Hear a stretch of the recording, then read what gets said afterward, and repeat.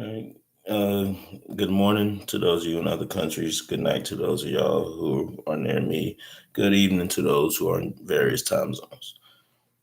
As always, it's your boy, the voice of wisdom, recording live from my humble abode, my current place of residency, with the lovely Anastasia, who's sleeping or trying to sleep, um, just due to financial situations and the denial of apartment complexes who request or require a person's income to be three times the requiring rate of asking. Where I currently stay, I pay $1,000 a month, which for those of you who've been into the world of bills and renting, $1,000 a month for lights, water, cable TV, and internet is a really good deal. You know. So with that being said, without further ado, let me jump into this video. This video pertains to knowledge, as always. This particular knowledge is for an assignment I submitted for my English 110 class at Post University. That's POST University. Check them out if you're looking to get into college. Um, so this assignment was pertaining to whether or not companies should make it mandatory for all employees to receive the COVID-19, also known as coronavirus vaccine. Um, there's no right or wrong answer. It's a matter of perspective to allow our professors insight on how we think and how we feel, well, when it pertains to this particular subject. Now, I'm going to try to make edits as I read, so bear with me through the language barriers. And I say, and I quote, these words are mine. A few of these words I quoted from the CDC, which is the Central Department of Control Disease and Prevention, or something like that. What's the CDC? I forgot that quote. Center of Disease Control and Prevention. Sorry, it's not often that I actually speak of the CDC, well, without using this nanogram. So, as again, I say, and I quote, these are my words. Some words are copies from the CDC, well, quotes by the CDC. Now, in my submission, I said companies should not make it mandatory for their employees to have the coronavirus vaccine. People have the choice of what they allow in their bodies and the choice to decide what happens to them. It has been this way since the abolishment of slavery in the country of America. Most vaccines have a small sample of the virus embedded in them to help the immune system build a defense towards the virus itself. When the public asked the CDC about the COVID-19 vaccine having a sample of the coronavirus in it, there was no clear answer given. While researching the vaccine through the internet and making phone calls pertaining to the vaccine harvesting a sample, the public was still not given a yes or no, which led the masses to believe it does in fact contain the virus, therefore causing many people to refrain from receiving the shots. And in my submission, I'll show you guys on the camera, you'll see where I copied the homepage of the CDC, information pertaining to the viruses and vaccines. And I also highlighted particular spots in the CDC's awareness of the vaccines. With those highlighted spots, I will now continue to read with brief edits so I don't have to read it all word for word. If you want more information, let me know and I'll send you the link directly. As I was saying, the public was not given a yes or no, which led to the masses believing that it does in fact contain the virus, therefore causing many people to refrain from getting the shot. On the homepage of the CDC, there's 3 types of vaccines. They got a protein subunit vaccine. This vaccine, state and quoted by the CDC, includes harmless pieces of the virus that causes COVID-19 instead of the entire germ. If we're vaccinated with the protein subunit vaccine, our bodies recognize that the protein should not be there. I quote, should not be there. And therefore our body builds up T lymphocytes and antibiotics that will remember how to fight the virus that causes COVID-19 if we are affected in the future, which is essentially what they do with all flu viruses or flu shots. All right. The second vaccine is the vector vaccine. The vector vaccine contains a modified version of different viruses than the one that causes COVID-19. Yet, inside the modified versions of different viruses, they put a modified version of the COVID virus. Their words exactly were, inside the shell of modified viruses, there's material from the virus that causes COVID-19, end quote. Again, this is called viral vector vaccines. Once the viral vector is inside our cells, the genetic material gives the cells instructions to make a protein that is unique to the virus that causes COVID-19. Using these instructions, our cells make copies of the protein. This prompts our bodies to build T lymphocytes and B lymphocytes that will remember how to fight viruses if we are infected in the future. So the COVID, from my understanding, and I could be wrong, but based on the words of the CDC, they said, and I quote, they give you a modified virus that contains part of COVID-19. The part of COVID-19 that is embedded in the modified virus has been placed there to not only reproduce it into your blood system, but to also build up a defense once mixed with that part of the virus to protect our bodies against future viruses. Again, a partial virus used to be duplicated inside the body to help the body fight off other viruses. So at this point, I don't know if coronavirus, based on their words, is one could, I ain't gonna say I don't know, one could believe that the vaccine for coronavirus is actually the virus itself being administered as a cure to help enhance our physical attributes. So the virus may not actually be deadly. It could be something that saves you, which is like all things we intake. I did a video previously that pertains to using food, chemicals, and all other aspects of life to help the body gain strength. And to elaborate more on that, for example, drinking too much carbonated drinks could destroy your body, depending on how your genetic makeup tolerates the consumption of those products. On the flip end of that, drinking carbonated drinks could actually enhance your body by increasing muscle density. It's kind of like adding yeast to flour, so to speak. Alone, flour is soft, is powdered. It does not actually have the self-sustaining ability to rise on its own or to get thick on its own. But with a sprinkle of yeast, that flour can turn into something as thick as a loaf of bread, or something as solid as a French baguette, or something as thick as making batter for fried chicken. With that analogy being used, that's how bodies react to the things we put into it. If you're doing an overload on carbs and carbonated drinks while not being active, it can deteriorate your muscles. But if you're being active while intaking a certain level of carbs and carbonated drinks, it can actually be used to modify your muscles, therefore creating more muscle density as opposed to fat. And that is a well-known fact. Now let me get back to the video. The information given by the CDC clearly states that the injections given contain proteins and partial pieces of the virus that will be administered and should not be in our bodies to begin with. With the public being denied access to the full understanding of the virus, or just being plain lazy to actually understand, or just have the inability to comprehend what they've read or been told, then with that being said, with the public being denied access to the full understanding, whether it be personal or publicly,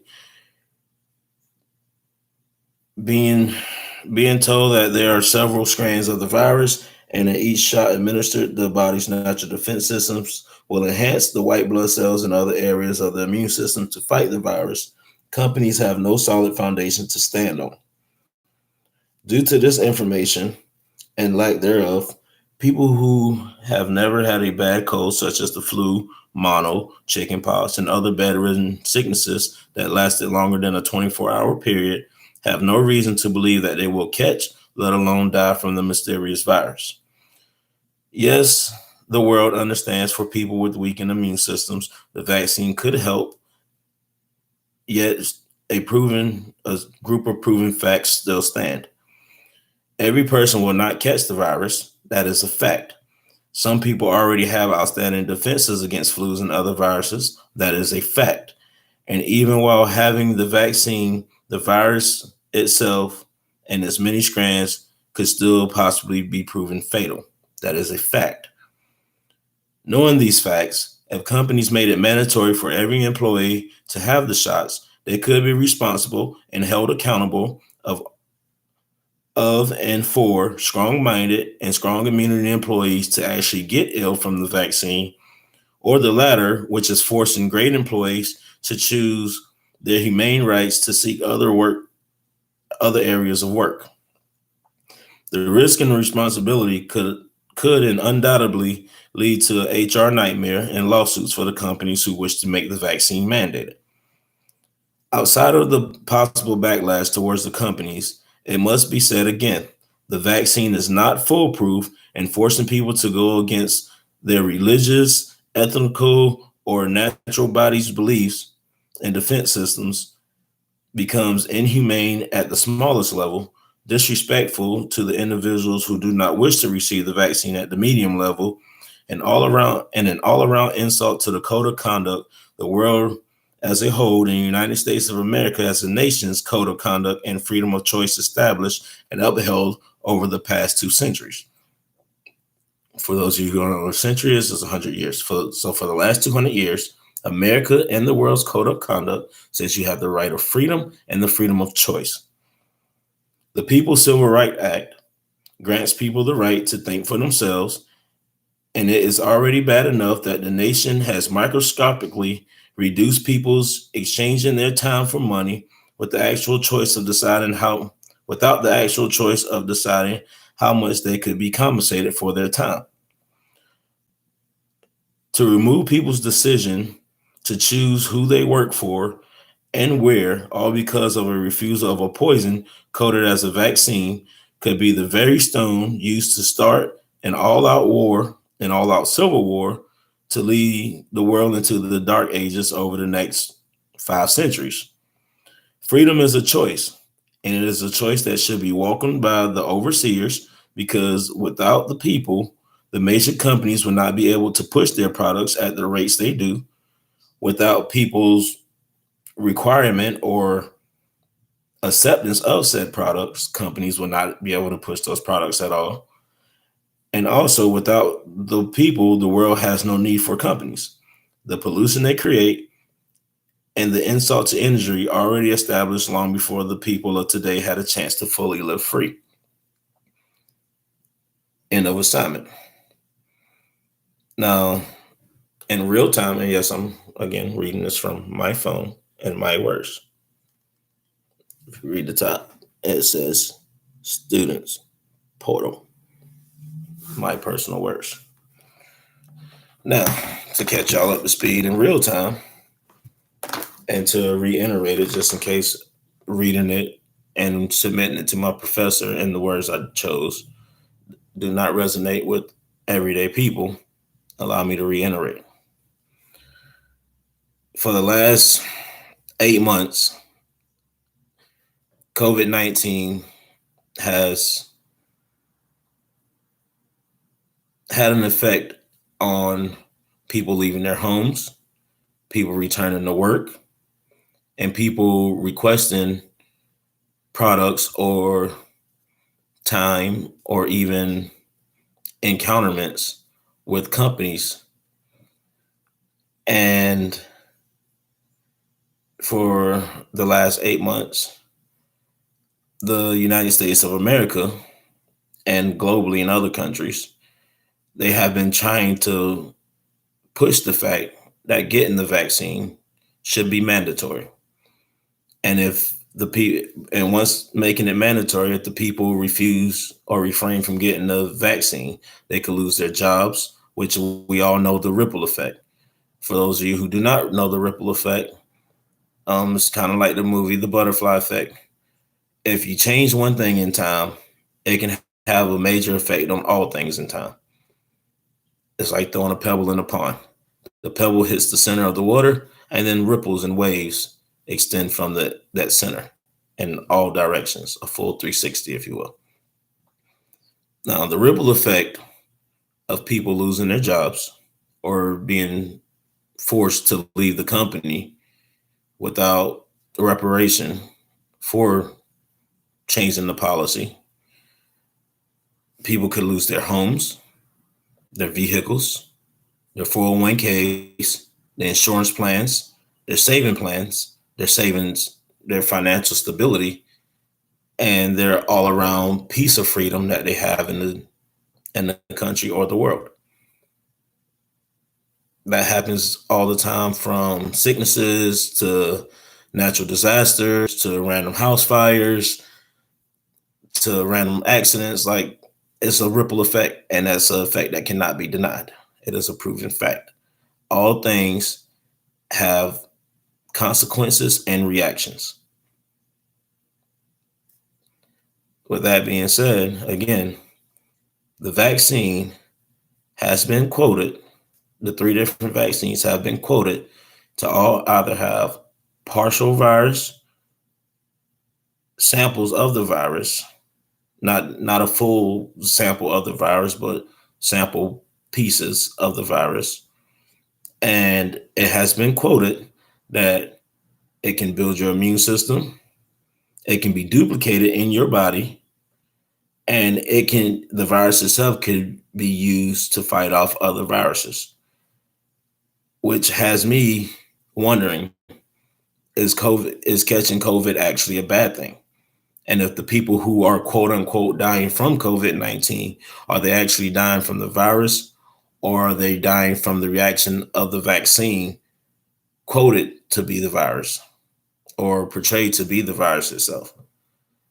You know, there's people who've received flu shots in the past, again, quote unquote, by the CDC. The previous flu vaccines have samples, small samples of the flus that they are using to build antibiotics for. When people receive those vaccines for weeks at a time, they get sick. There's been some cases where people are sick for months, and being sick for months puts you at risk of, again, losing your job, losing your home, losing your financial stability, getting those around you infected or sick. So I don't know. Y'all tell me, what's your opinions?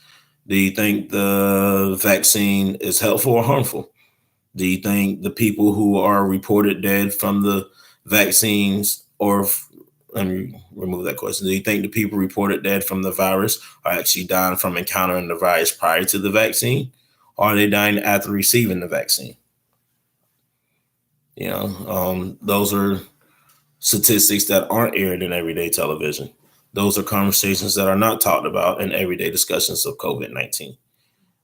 For those of us who have always been a pillar in moving forward in humanity and evolution, we've thought of those. But I've encountered everyday citizens who don't even so much as bat an eye towards that conversation or these conversations.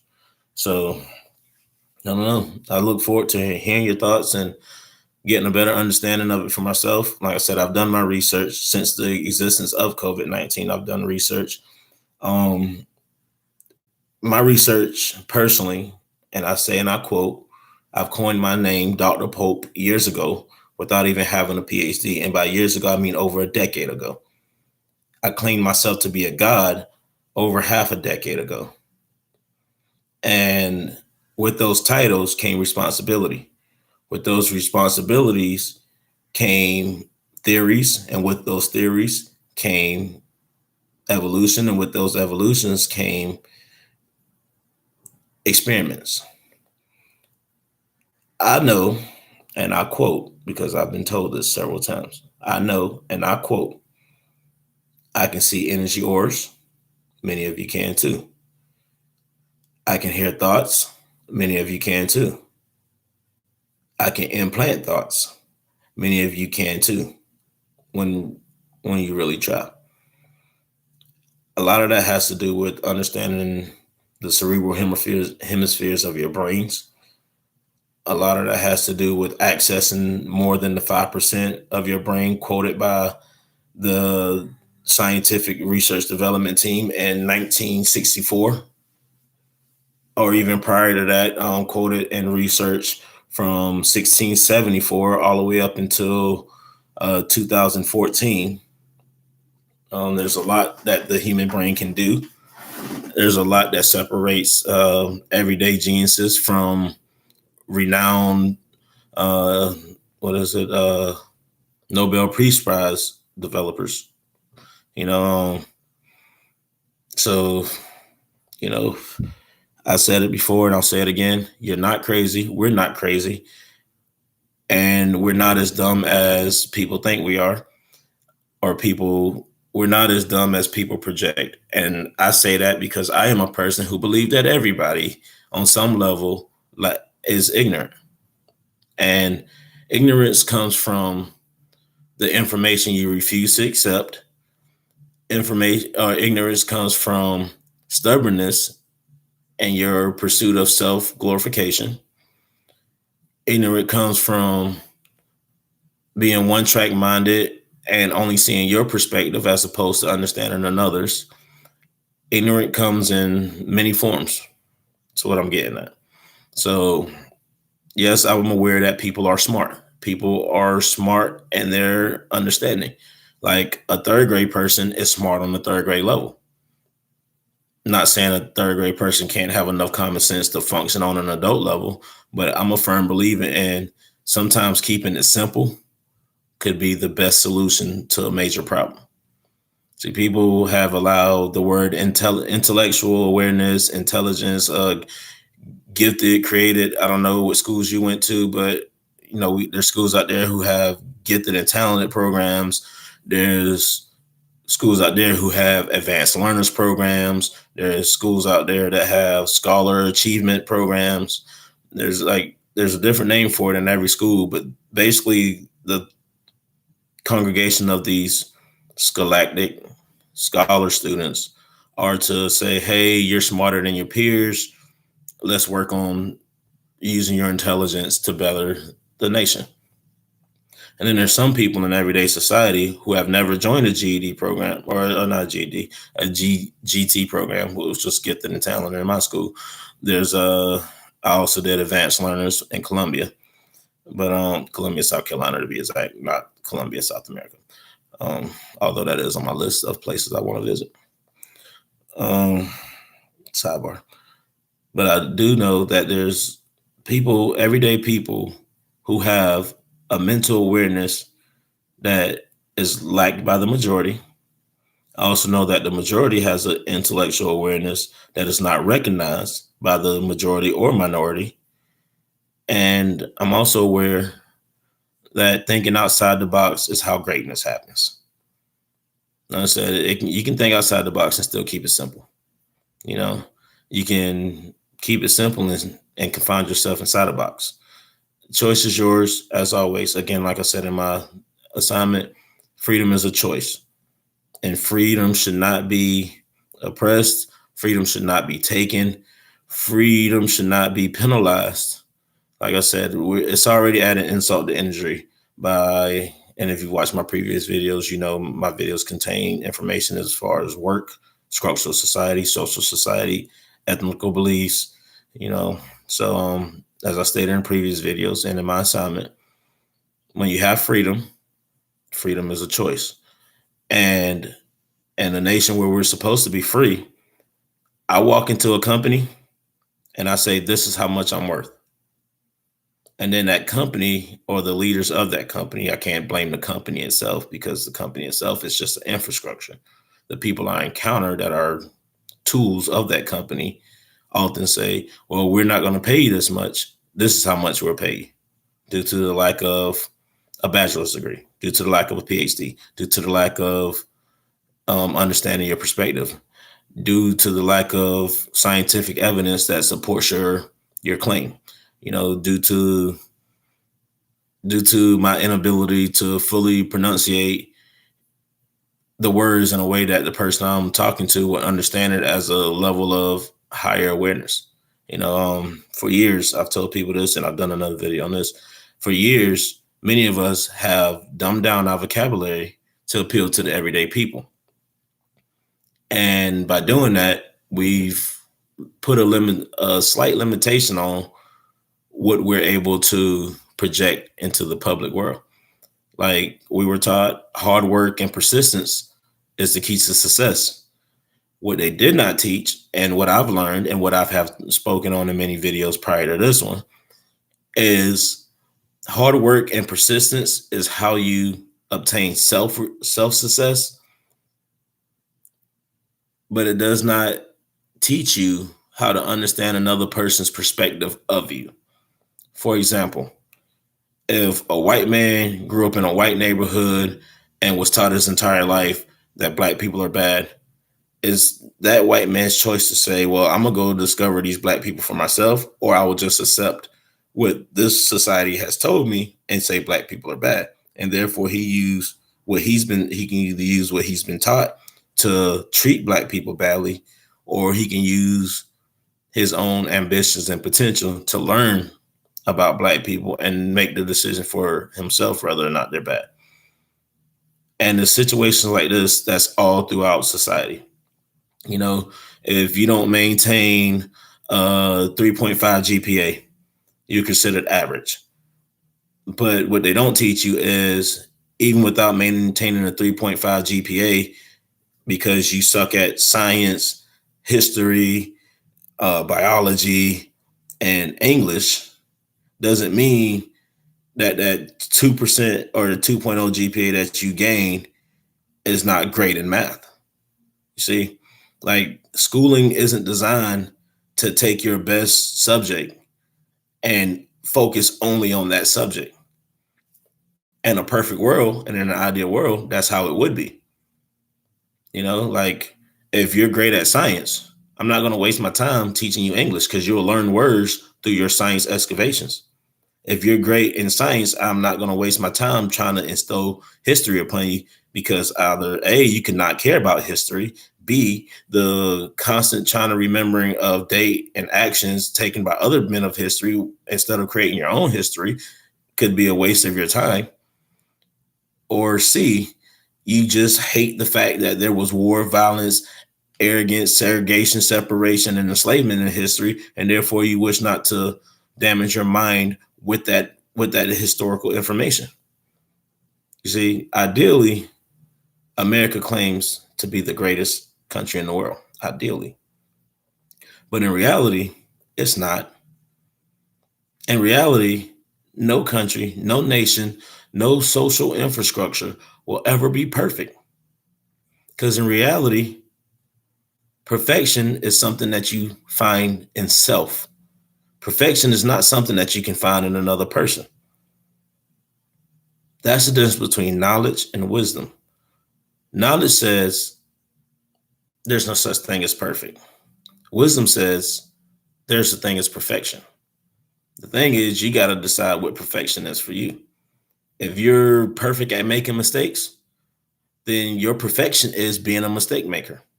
If you're perfect at being clumsy, then your perfection is clumsiness. If you're great at math, then your perfection is math.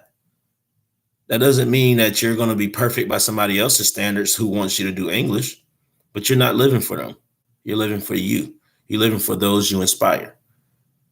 Albert Einstein, they don't give him credit for being an electrical engineer. They don't give him credit for being an electrical genius. They don't give him credit for being mechanically inclined. They give him credit for the light bulb. Who was it? Huey Newton, that discovered gravity and the falling of an apple. They don't give him credit for being an everyday man who decided to take it upon himself to create a physics course. They don't give him credit. They don't give him enough credit in everyday schooling as a man who, in his time, was considered crazy. You know, they don't emphasize what society thought he was bad at. They don't emphasize that. What they emphasize is what he created. And that's how we, the people of the world, not just the nation, of the world, that's how we, the people of the world, have to view ourselves. Like, okay, we're not accepted by society. So what? Not everybody in society are going to understand us. But using that analogy of not being accepted by society was the reason why people didn't become successful, then why are there video gaming broadcasters? Why are there video game streamers? Why are there people who still do cosplay? Why are there people who still into LARPing, live action role playing? Why are there people still attending car shows? Why are there people still working in factories as opposed to restaurants? Why are there people still creating cleaning opportunities as opposed to being the person who makes the mess? You know, like if everything is supposed to be accepted by all people of society, then why do we have these individual groups? Why in the 80s they made it so important for people to discover their own belief of religion that goes outside of Christianity and Muslims? Like, if you know anything about the 80s, and I can speak on the 80s, I was born in 1990. I was raised by the mentality and the people who lived through the 80s. Not only that, in the 90s, they were still airing historical events that happened in the 80s, such as being called a socialist or creating your own isms. For those of y'all who remember that phase in that decade of time where if you believed in race cars, then your religious belief could be race carism. As long as you had an ism to the end of a phrase or a statement, it became your way of life. The whole purpose of an ism is a way of life. That was freedom. You know, nobody judged you for it. You know, like being a firm believer in politics is a choice. It's a religion. It doesn't say God at the head of the tower. It says the president. It says the political candidates. It says the judicial system, the legislative branch, you know, the White House, the Pentagon, the federal currency, the federal bank, you know, the federal infrastructure itself. It's still a form of religion. But that's for people who worship the dollar over worshiping the needs of humanity. Like being a believer in biologyism could be a religion. I've learned in fourth grade that if you're not, it's hard to be scientific and religious. That in itself is one of the greatest debates of all times. Like the very 6 main subjects that they teach you in school is a debate that goes against the very concept of religion itself. But they drew the line so thin and to the point where it is invisible to the naked eye. But the line is still there. You know, they try to teach us double-sided people are unstable in their ways. No, double-sided people, depending on how you use that double-sidedness, are actually the hierarchy of structural America. Because we know enough to be individuals, but we play enough to not be crucified in the sense of how they did Jesus. You know, like I don't really want to work for a living. But society said, well, either you provide a service or you leeching out the government. And based on your school grades or based on where you're from or based on your physical attributes, you should be able to get money or go to work and benefit somebody in the public. Therefore, you can't get food stamps. You can't get Medicaid. You can't get WIC. You can't get all these other financial assistance to the people they deem weaker in society. No matter how you view it, no matter how you paint it, no matter how you color coordinate it. At the end of the day, every financial government assistance program is a program designed to say, and this is quote unquote what they tell you if you read between the lines. When they give you government assistance, they're basically saying, you are weak. You told us you were weak. We are approving the fact that you are weak. Now stay out of our way so we can continue doing what we want to do. That's basically this. And for the men and women who apply for federal assistance, like in my case, I can't get food stamps. I can't get Medicaid. I can't get I can't get that type of government assistance. But you know the government assistance they do give me? Federal financial aid. Like, okay, go to work, black man. Or my fault, go to school, black man. Show us you know something. Don't sit back and become a leech of society. Let the women do that. Let the kids do that. Let the people who cannot maintain a 2.5 GPA do that. But not you. Use your brain. Even if you're using your brain to say you don't want to use your brain, we're not going to accept that. We're going to force you to use your brain. We will assist you to use your brain. We will assist you in becoming somebody else other than who you are, because we want to see you do better. We want you to do better. We believe you can do better. We know you can do better. So here, go to school. And I'm okay with that. At one point in life, I was against schooling so bad. I thought it was just another structure of imprisonment, because they don't call school a prison. They don't call school a daycare. They call it schooling, teaching, learning, lessons. But you go through the same thing in daycare. You go through the same thing in prison. You go through the same thing in militaries. You go through the same thing through religion. It teaches you discipline, knowledge, and understanding, no matter where you go. But society's put titles on it to make one seem better than the other. Maybe there's people out there in the world who prefer the prison life. It's simple, it's intoxicating, it's invigorating, it's emasculating. You know, some people enjoy that. Be around a bunch of, like, the people who enjoy prison would probably do great in a gladiator arena. But with all the laws of thou shalt not murder and we don't encourage violence, why don't they do that? Why don't they bring back gladiators? I know it was a Roman thing, but America's adopted so much of other cultures. Why shouldn't they? They got UFC boxing. They got heavyweight boxing, welterweight boxing, MMA fighting, wrestling, target practice, gun ranges. The Westerns existed before modern day society, and people, outlaws and sheriffs alike, or just random people protecting their lands, had the right to bear arms, had the right to fire weapons that people they deemed disrespectful. Yes, it always came with a penalty, but as stated in the Westerns, if you had the financial backings, you can literally murder somebody in broad daylight and the police department would not even touch you.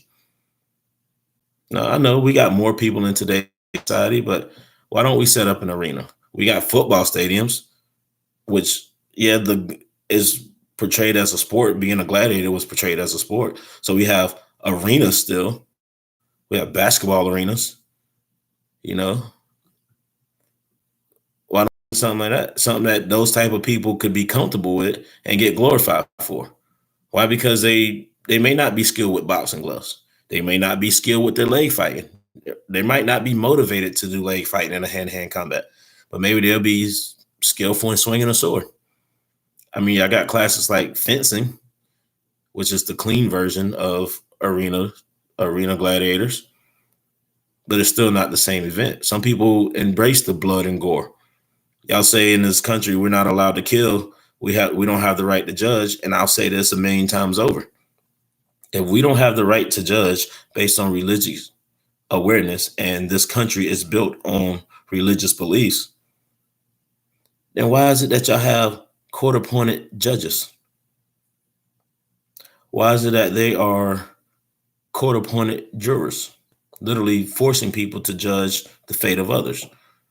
If killing is bad and no one has the right, and I know y'all came up with the quote, sometimes it's a necessary evil to stop evil, but becoming the very same thing you despise, no matter how you paint it, makes you just like them. There's no way around that. That is wisdom. See, wisdom is not something that can be taught. Wisdom is something that is understood. Lessons can be taught. Wisdom is understood. Wise men understand. Wise women understand. You know, for years, society has, for centuries, society has been killing off people's beliefs and then taking their beliefs and incorporating it into their way of thinking and words that shows that they're the hierarchy and the people don't really have freedom. Let's talk about the Salem witch trials. That's an old subject. It's an old subject. But we can talk about the Salem witch trials just as much as we can talk about the New Orleans voodooism. The same thing that happened with the pagans during the Catholic Crusades. And I said that right, the Catholic Crusades. Yeah, it happened in Rome, and we could say it wasn't in America, but the French statue, the Statue of Liberty, happened overseas. The World War Wars happened overseas. The conquering of other countries is still currently happening overseas. This, the very backbone of laborers in this country came from overseas. The very original settlers outside of the Native Americans came from overseas. I've said this before and I'll say it again. The nation of the United States of America is not only biased and prejudiced, but it is also a tyrant. And the sad part about it is, originally it was accredited to the forefathers and the beliefs they taught. What makes it even sadder in today's society is that the people of everyday society has not only enforced their tyrant behavior, condone their tyrant behavior, but they've become a part of the tyrant behavior. And yet, in everyday society, these same people who walk around like mindless zombies are quick to say, "In God we trust." Do you really? I think more of you trust your natural instinct than your belief in whatever God you serve or God you don't serve. For you non-religious people, you people who are more spiritual, shout outs to you Wiccans, by the way. The woken ones, shout outs to you all. The ones who practice their own concept of spirituality. The people who say our bodies can do more than what they've been telling us. Our bodies can do everything they've been telling us. The people who actually study, practice, and I call it, notice I said practice. I didn't say experiment. Those who practice. Shout outs to you, the people. Shout outs to us, the people. But no, this is not my YouTube channel. Will always be the voice of wisdom unless I get a more creative, well-renowned caption for it. I will call it the voice of wisdom because I am wise. I encourage more of you to be wise. I encourage more of you to let your self-hatred, self-doubt, self-conflict, self-burdens, stop allowing those things to force you into modern day slavery and modern day fellowship, or fellowship as they call it. Bad will always be bad, no matter how you change it. Good will always be good, no matter how you change it. And I'm not saying, and I even did a video and a theory on this before. At one point, and I still believe, I can't say wholeheartedly because saying it, I know that not everybody will receive it the way I intended. And so I won't say wholeheartedly, and that's because of my connection to the people and their inability to process, understand, and recite my words with my intentions. There's no such thing as bad. That's my personal statement. That same statement has been quoted by others who says there is no right or wrong answer. That same statement has been quoted by those who say what you eat don't make me poop. It's the same statement. Just like all things in this nation has been reworded to appeal to those who could understand it. And it's as simple as that. People who like shooting guns, fine by us. People who don't like shooting guns, fine by us. Neither side is right, neither side is wrong. Both sides are created equal. In the eyes of a God, you're literally free to do whatever you choose. For those of you who think being rude and violent and disrespectful is a way of life, figure out a way to get your own country. I don't recommend taking over Africa. Heck, truth be told, from where I'm standing, the United States of America is the only nation that is actually, and we can say the Eastern Europeans and et cetera. We can blame it all on the Europeans. But I guess truth be told, if America's the land of the free and we're descendants of other countries, I say take over Europe. Take over Europe, Rome, Russia, all that. That entire Eastern hemisphere up north, because, Africa ain't going to play that. Like, you can't enslave Africa. I don't care how they portray it in the history books. You can't enslave those who are born free. You can't. It's impossible. You can try. You can take 1,000 of them and go up against them with 20,000 of your old men. But for those of you who know the War of the 300, those 300 took on armies of tens of thousands. Those 300. And the funny thing is, they portrayed those to be white Romans, when really those were Ethiopians. Learn your history. Learn who Nimwa was. Learn the true origins of Samson. Shout outs to the people working behind the scenes to at least get Samson's name on TV. And the power and the conversation of enlightenment, it's an open discussion of, well, Samson is portrayed to be Native American. And then on the flip side of that, at least Samson is mentioned publicly. You know how many years we've been hearing of this miraculous Hercules? The Greek mythology of Hercules and all of Hercules' heritage. But now we have Samson. And if you actually look outside of the Hollywood media or wait for the next 25 years for it to actually be emphasized and acknowledged publicly by the Black community and the minorities alike or other races alike, you can wait years and be behind schedule, or you can research and get ahead of the curve. Long before they made the movie Samson, some of us knew who Samson was. For all the, again, we're in America. America teaches Greek mythology. Want to know why? Simple. Their heritage comes from the Greek countries. That's why they don't emphasize African gods in America. It's simple. Like I said, sometimes simplicity is the best solution. If we bring over white gods and a white established nation where whites are made to be inferior or superior to everybody else,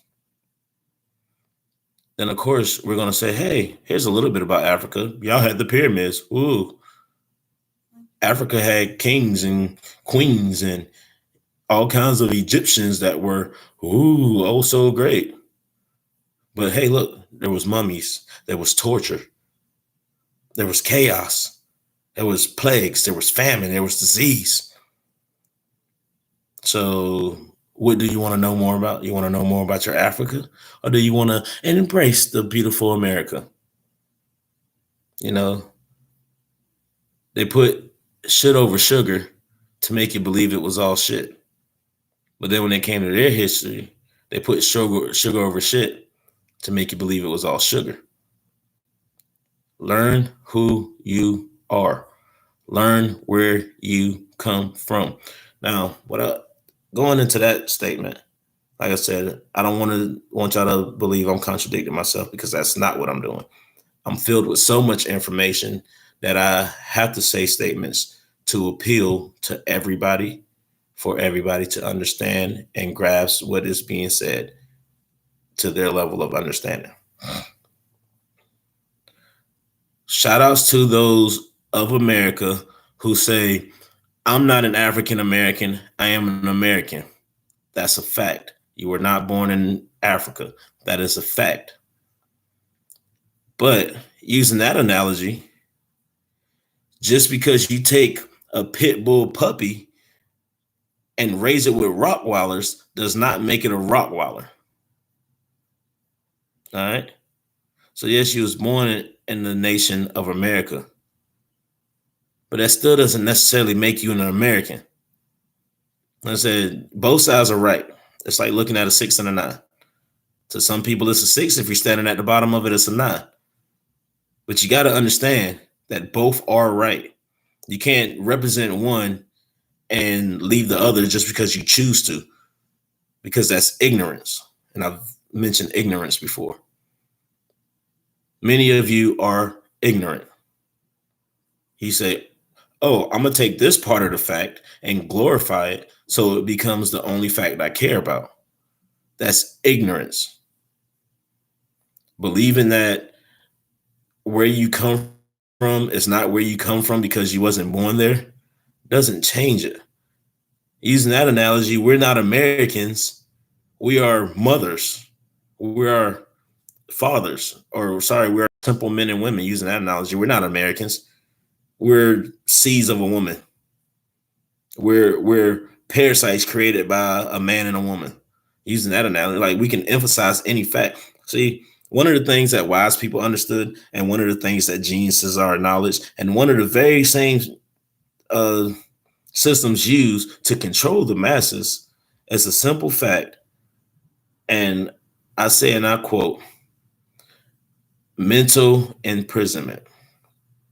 It's that simple. It's literally simple. You imprison your mind. You limit your mind. You limit who you are. And I'll say, and I quote again, one of the things that wise people know, intelligent people utilize, and any people do not even care to acknowledge, is the fact that any topic can be argued. Any subject can be argued. Why? Because subjects are a matter of perception. What one believes and what one can perceive. They taught you that in Training Day. The name of the movie is Training Day. Wake up. I'll say that in all my videos. Wake up. It was called Training Day. It's not what you know. It's about what you can prove. One of the most powerful statements in that entire movie, outside of the Compton Cribs, or the Compton Bloods, and the essays, and the rogue officer, and the easily influenced officer, and all that other good stuff. A black movie with a white boy. All right. Same as creating a white movie with a black boy. But people in the black community and other races who actually care about the people, they've argued for years. All these white movies only got like 1 or 2 black dudes in it. Training Day was a black movie that only had like 1 or 2 white people in it. Actually, I think they had about 10 to be exact. The Godfathers, quote unquote, so to speak, the original Godfathers, running the black neighborhood. Keep in mind, keep up with me. Break down the Training Day for those of you who see it how I saw it. You got a black cop in a black neighborhood, living in a black neighborhood, who just got a new white person on his team. But that black cop answered to the older white people, the people, the Russians and whatnot. You know, Russians are white people. All right. The Italian mob people were white people. The cop that the white cop that was working with the black officer was a white person. The person that the black cop and his group went to steal from was a white person. And with the black man leader of that team, he had blacks and whites working under him to take from white people to encourage what they deemed wrong towards white people. And he ended up dying, which said, hey, as a black leader, if you try to do what we do, well, you'll end up getting killed, if not by us, by your own people. But it wasn't black cops that was shooting at Denzel Washington. It wasn't black mafia that was hunting down Denzel Washington. It wasn't the local gang members that was hunting down Denzel Washington. It was white Russians, white mob bosses, and a white officer. Open your eyes. Everything you need to know about the life itself, and the ability of your potential is in front of you. You just got to accept it. With that being said, as always, it's your boy, man, God, dog, whatever. Label me your favorite, no label.